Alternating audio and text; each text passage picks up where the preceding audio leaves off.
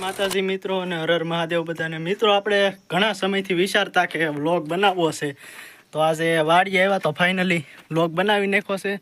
અને વાડીએ light byte નથી ને પાણી પણ નથી, તો આપણે હવે દેશી જુગાડથી પાણી લાવવું જોઈએ. તો આગળ વ્લોગમાં બન્યા રહેજો અને આખો વ્લોગ જોઈજો. આપણો પહેલો વ્લોગ છે, કંઈ પણ ભૂલચૂક થઈ હોય તો કોમેન્ટમાં જણાવી દેજો.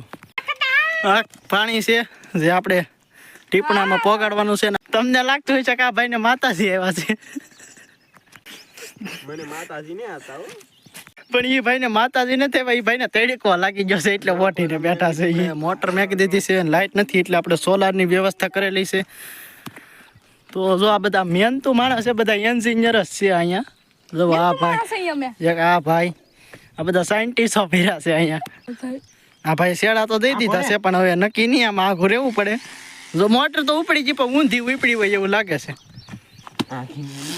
મોટર તો શરૂ થઈ ગઈ પણ પાણી ક્યાંથી ને મોટર, પાણી ટીપણામાંથી કુંડીમાં આવતું હોય એવું લાગે છે મને તો. આમાં મોટર બરોબર ફરે છે પણ પાણી કાઢતી ને કારીગર બોલાવવા જો છે.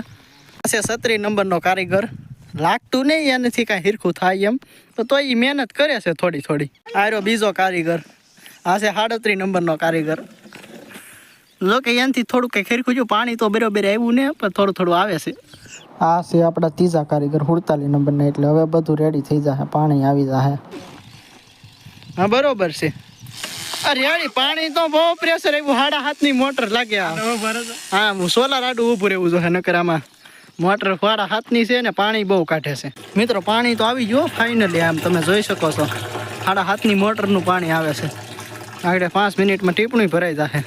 મિત્રો તમને એમ થતું હશે કે કઈ રીતનો આપણે વ્લોગ બનાવ્યો, પણ એ કાંઈ ખબર મને ન પડી કે આપણે કઈ રીતનો વ્લોગ બનાવ્યો. આપણે એક પ્રોપર વ્લોગ તો બનાવવો છે, પણ આપણે વાટે સહી કે હવે ચેનલમાં 50,000 વ્યૂ થઈ જાય ને પછી આપણે કંઈક આમ હરખા વ્લોગ બનાવીએ. તો તમે 50,000 વ્યૂ કરાવી નાખો એટલે પછી આપણા રેગ્યુલર વ્લોગ આવવા મળશે.